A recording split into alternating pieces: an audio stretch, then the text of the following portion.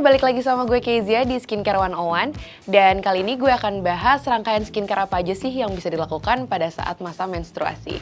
Kalau penasaran akan seperti apa? Keep on watching! Nah, ngomongin soal menstruasi, pas banget saat ini gue lagi ada di tahap PMS atau Premenstrual Syndrome, dimana kondisi kulit gue jadi lebih berminyak dan banyak pori-pori kulit gue yang mudah tersumbat. Jadi ya bisa dilihat sekarang ada beberapa jerawat yang bandel. Plus gue juga gampang kena hormonal acne. Nah, ngomongin soal stages, memang menstruasi ini terbagi menjadi beberapa tahap gitu. Dan di tahap-tahap ini pun kondisi kulit tuh menjadi berbeda-beda sehingga membutuhkan penanganan skincare yang sesuai dengan kebutuhan kulit. Jadi it's okay banget untuk kita back to basic aja dan mendengarkan apa sih kebutuhan kulit kita gitu. Nah, mungkin kita langsung masuk kali ya ke tahap yang pertama, yaitu tahap menstruasi, yang mana biasanya ini terjadi di hari pertama sampai hari kelima atau ketujuh, tergantung dengan siklus orang masing-masing.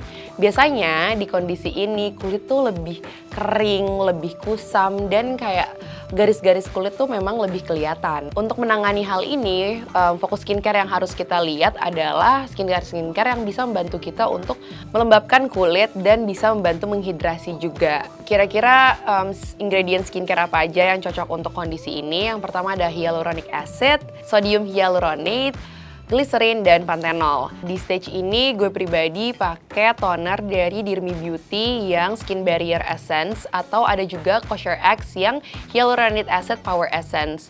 Jadi itu membantu banget untuk gue melembabkan kulit gue dan bisa juga dibantu sama serum. Jadi intinya sih rangkaian skincare gue pada tahap ini ya lebih untuk menyehatkan kulit gue biar dia tetap stay plumpy dan lebih terhydrate. Kita masuk ke tahap selanjutnya yang kedua, yaitu tahap follicular, di mana tahap ini dimulai di hari pertama pada saat mens dan berakhir di hari ke-13 atau hari ke-14. Biasanya di kondisi ini kulit tuh justru lebih minim iritasi, lebih glowing, lebih plumpy. Kayak kita berasa lagi cantik-cantiknya gitu.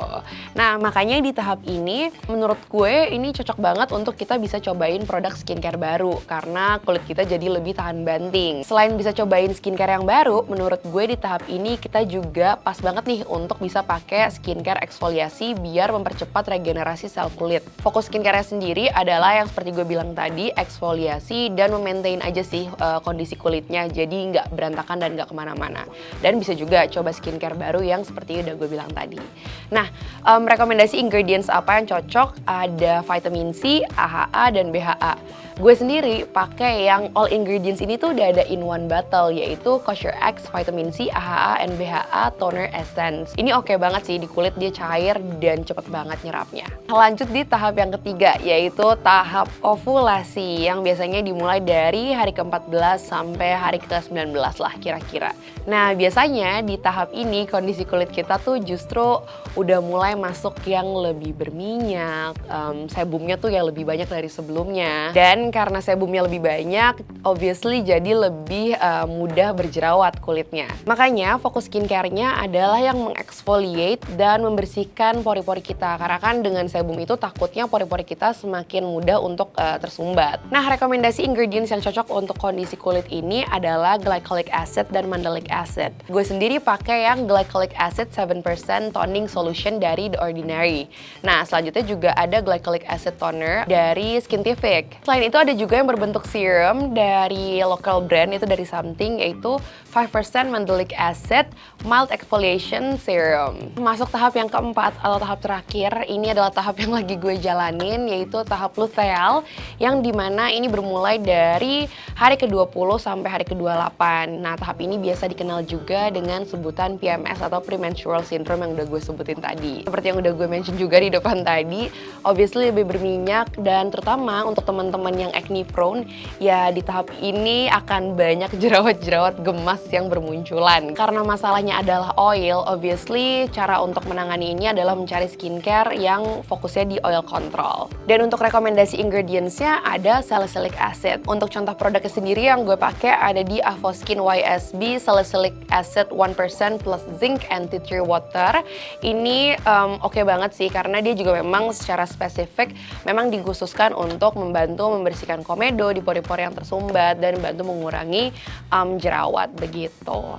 Nah itu dia tahapan siklus menstruasi yang menurut gue sih emang mungkin kedengarannya kayak ya gitu aja, padahal sebenarnya menurut gue penting banget sih untuk kita tahu kebutuhan kulit kita dan kenal diri kita lebih lagi, karena mungkin tidak semua orang di tahap-tahap itu kondisi kulitnya sama. Mungkin di gue lebih berminyak tapi di kalian justru mungkin ya tidak seberminyak itu gitu. Makanya menurut gue pada saat melakukan skincare berdasarkan siklus menstruasi ini, it's okay banget untuk nggak usah pakai produk yang seabrek-abrek kayak 8 skincare steps. Itu it's okay banget untuk nggak usah seperti itu. Dengerin aja kebutuhan kulit kita, and it's okay to go basic. Jadi pakai 5 step skincare rutin, it's okay kalau misalnya memang itu kebutuhan kulit kita. Mungkin kadang kita bingung kan kayak ya terus gimana gue tahu nih gue ada di tahap yang mana. Nah itu bisa banget dibantu dari aplikasi period tracker. Nah salah satu yang pernah gue pakai itu adalah aplikasi Flow.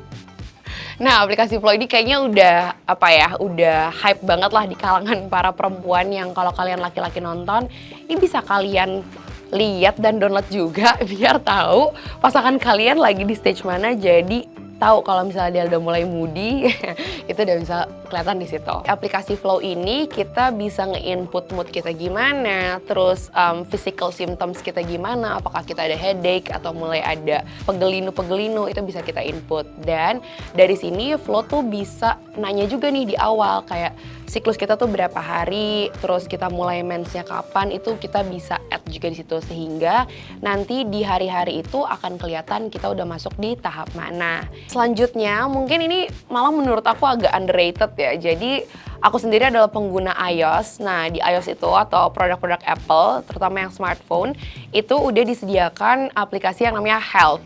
Mungkin teman-teman udah pada pakai Health untuk kayak nge-track detak jantung dan lain-lainnya, ada yang connect ke iWatch gitu. Tapi sebenarnya Health sendiri itu udah menyiapkan fitur siklus menstruasi. Jadi sebenarnya mirip dengan fitur-fiturnya Flow, tapi mungkin memang tidak sedetail itu. Kalau misalnya memang pengen menggunakan period tracker untuk nyatet aja nih kira-kira symptomsnya apa, terus mungkin habis melakukan sexual activity apa, itu mungkin cukup dengan Health aja gitu. Tapi kalau misalnya Flow itu bisa jauh lebih detail lagi. Jadi kalau aku pribadi untuk saat ini pakainya Health aja, nggak pakai Flow gitu, karena biar gak nambah-nambahin storage. Nah segitu aja skincare 101 dari aku pada hari ini. Semoga kita bisa lebih paham dengan tubuh kita dan kebutuhan kita sendiri. Dan kalau misalnya kalian mau tahu lebih lanjut tentang siklus menstruasi dan skincare yang cocok untuk kalian, boleh banget langsung dicek di website femaledaily.com dan bisa langsung dilihat artikel-artikelnya tentang menstruasi. Oke, segitu aja dari aku. See you on the next video. Bye!